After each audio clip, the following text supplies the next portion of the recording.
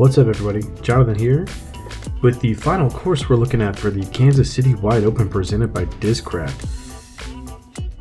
We've seen Bad Rock Creek for the AMs, we've seen Waterworks is going to be played by both, and now it's time to take a look at our feature course that's sponsored by Discraft, and we're very thankful to have them on for this entire event.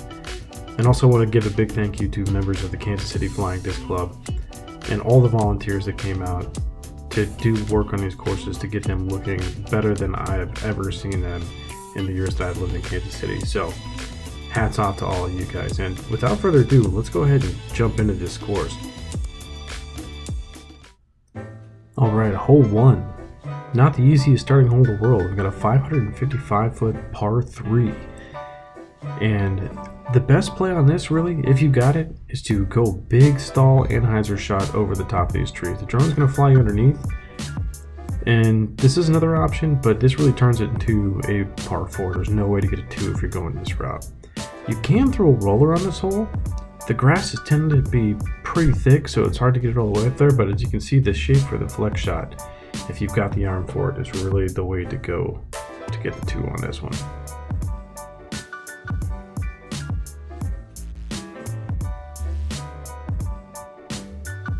Alright, hole number 2, getting right into the first par 4 of this layout, but only coming in at 380 feet. But you see why it's a par 4, because it is a true 2-shot hole.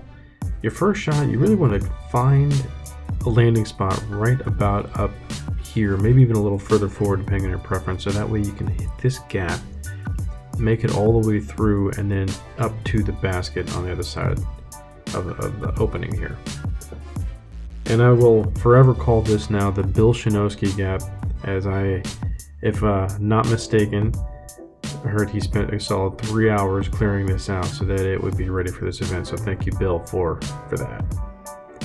There, finally, we get to see the basket. And as you can see, it could be a bit of a tricky shot. So, it's a good 3 to get.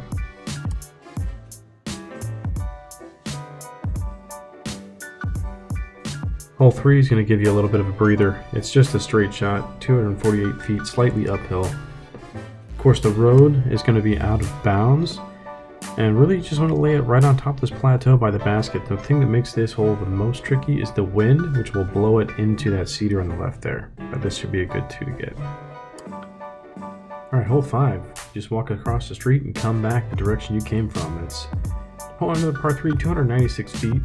Plays along this ridge here. Really the only danger is going along, hitting the road out of bounds. If you do go a little long, it's going to leave you a little uphill tricky putt, but once again, this is a must-get par 3 for the pros.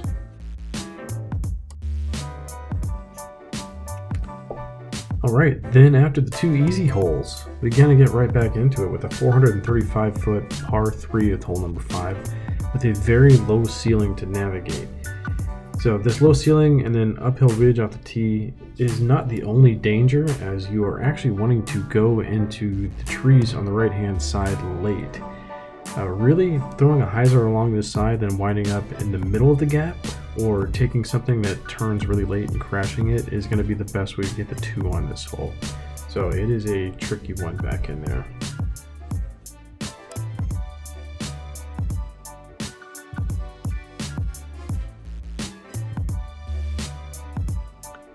Alright, hole number 6, par 3 coming to 10 at 286 feet.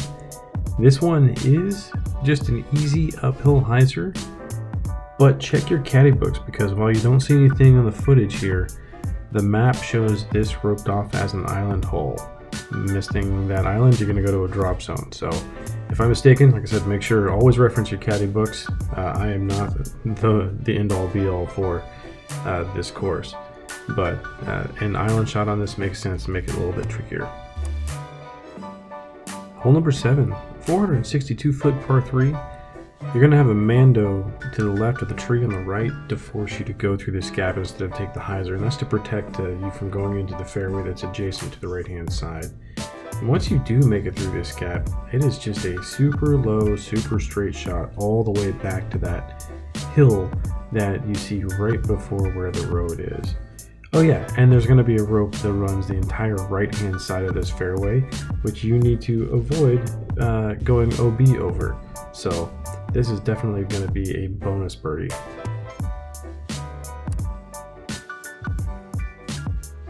And I really think hole number 7 was maybe just a warm-up for hole number 8 here, because hole number 8 is going to send you down this tight fairway. You've got the road on the left, danger trees on the left, and you've got a rope lining the entire right-hand side. And all to boot, this is a 669-foot par 4, albeit it is downhill, but it is not going to be easy to make it all the way to the basket. Now, throwing hyzers out to the right around these trees is probably going to be the safest way to go, but even then, you catch a limb, you drop, you're going to be out of bounds, and you don't want to take any more strokes than you have to on a hole that's already this dangerous and has this length to it.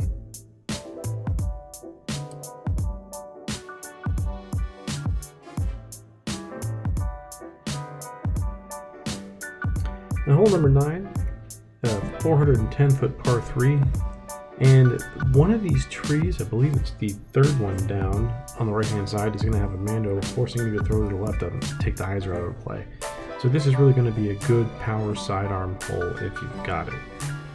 Everything wide open to that left field is safe, so if you feel like just chalking up this one to a 3, go for it. I kind of like to push myself to try and get a 2 on it, because you have all this backstop here, but if the trees don't catch you and you roll back down the hill, you are going to be in some trouble.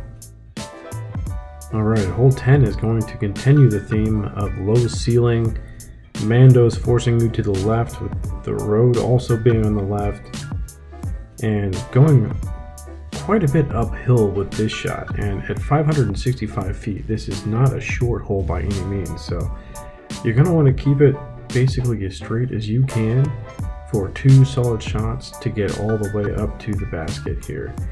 And then once you do that, you'll be able to put in for your 3. This is a very birdieable hole, but also you could probably take some big numbers on it if you're not careful. Alright, now we get to hole number 11, the par 5 of the course. At 789 feet, you're going to have a fairway that is roped on both sides, as you can probably see here in the flight. And this is kind of the route that you want to take. You want to have your landing zones about here, maybe lay up to the edge of just past where this tree is.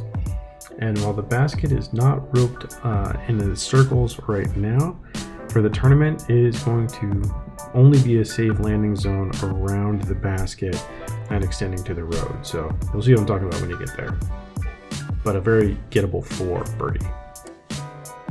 All right, hole number 12. Par 4, 590 feet. Used to this one playing just in front of the pond, but guess what? There's a Mando tree right here that the drone is going to fly to the left of. So you're going to have to hit this gap here to stay safe, otherwise there's a drop zone right next to it. And then on top of that, once you make this landing zone, you need to throw it over the pond and land as close as you can to the basket, because there is a little bit of a drop off here that can cause a roll away. Very tough to park that one. Well, you get a little bit of relief coming back hole 13. It's quite a bit uphill, but there's not a lot of danger, and it's 330 feet, so for those with bigger arms, this is going to be, one of those holes. So just, take a little bit of relief on this one.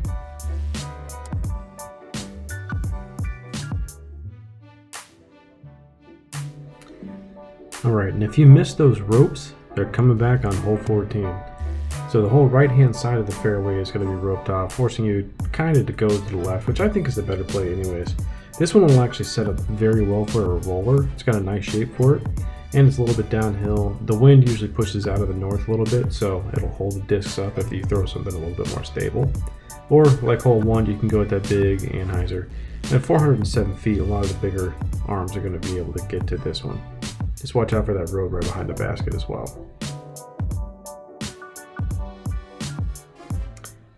And then we get to hole 15, another par 4, this one coming at 618 feet. And the rope is back all along the right-hand side of the fairway. And then once you get up about halfway, and I'll show you where I believe, there is a double Mando that you need to go between. That is going to be that big tree on the left, kind of where you see me standing.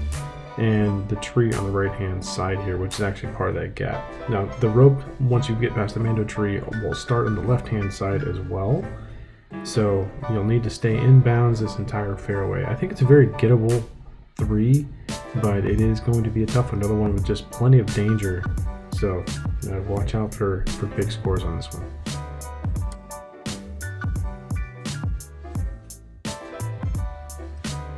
And hole 16 coming down the stretch, this is one that's going to be birdied quite often, I think. Even at 381 feet, if you've got the distance and you can keep it straight for just about that long, you should be able to have at least a shot at this one. The ceiling is kind of low, but it's not that bad, and while it's a little bit difficult sometimes to keep it in the middle of this tree tunnel, it's wide enough to where most of the skilled players should be able to make it through without any issues.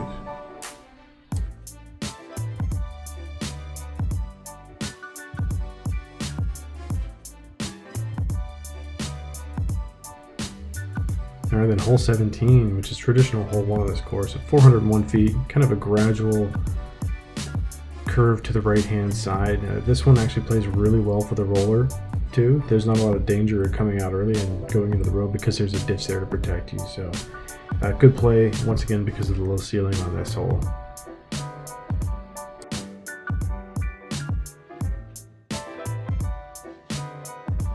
Alright, and coming in, hole 18, what I think is going to be a great finishing hole. Par 4, 665 feet. If there's any sort of tight race going on, you're going to see some players get aggressive, and that means that you could see something amazing or something very tragic can happen, and I love a finishing hole like that. There is a Mando going to be on one of these trees on the left right about here to force you to take the gap down the middle. And that brings the road to the right in play as well. Oh, there's the Mando tree right there. And from here, you can have a pretty difficult upshot because that OB parking lot and road is going to be right behind the basket. So getting something to stick right there for the birdie 3 by the basket is going to be no easy feat.